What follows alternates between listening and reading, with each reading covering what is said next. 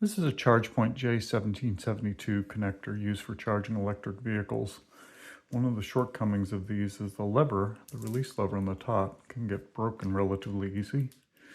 And ChargePoint refuses to sell you this plastic replacement. So I've been selling these replacement levers here for a number of years and making them out of PETG. And I've often wondered whether PETG is the best material or not.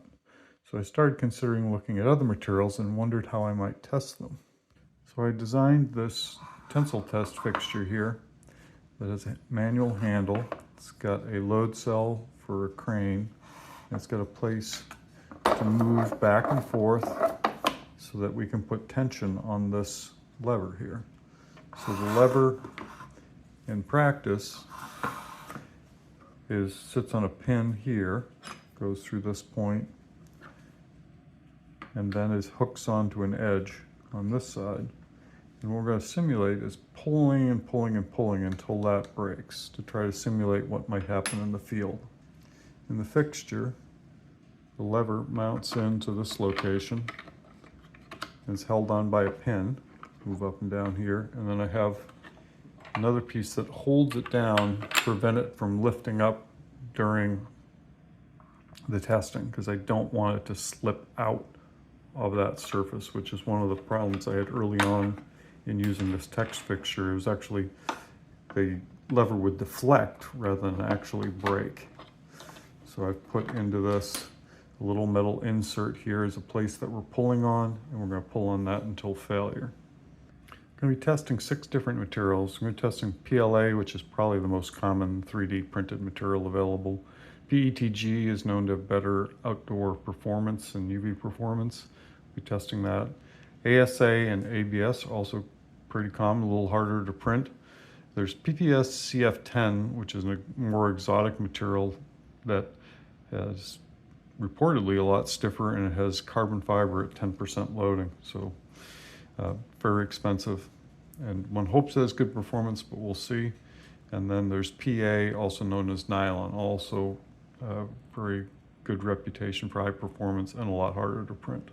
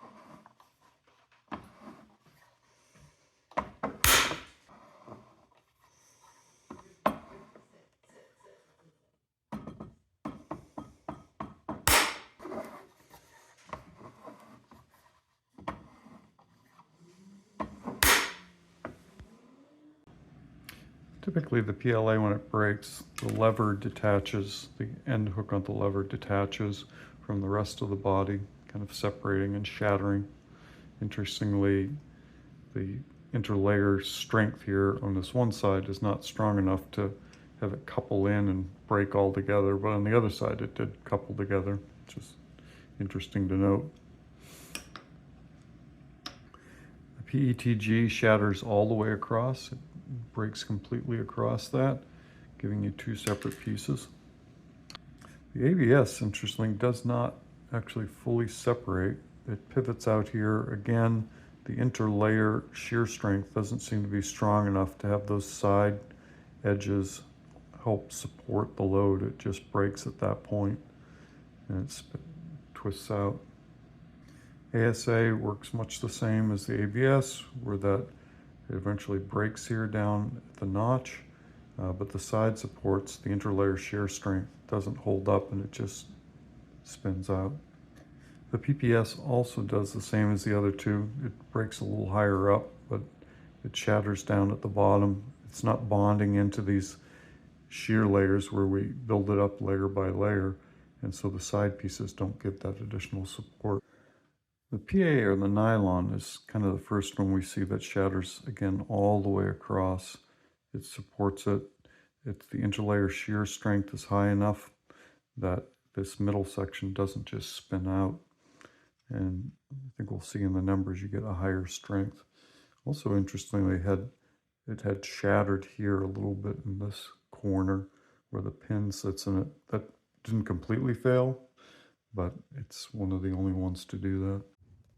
At 143 pounds, the PLA actually performs extremely well in terms of maximum braking strength. The PETG, the ASA, the ABS, they all are sitting at this mid-level, sort of a little bit under 100 pounds of braking force. The one that's probably real disappointing is the extremely expensive PPS CF10 only has a braking strength of 81. So despite its expense and difficult to process, it actually doesn't perform as well in terms of strength. I suspect its stiffness is higher, but its strength isn't.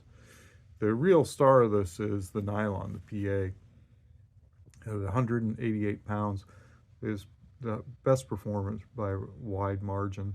It's a little more difficult to process, but it definitely has very consistently high strength.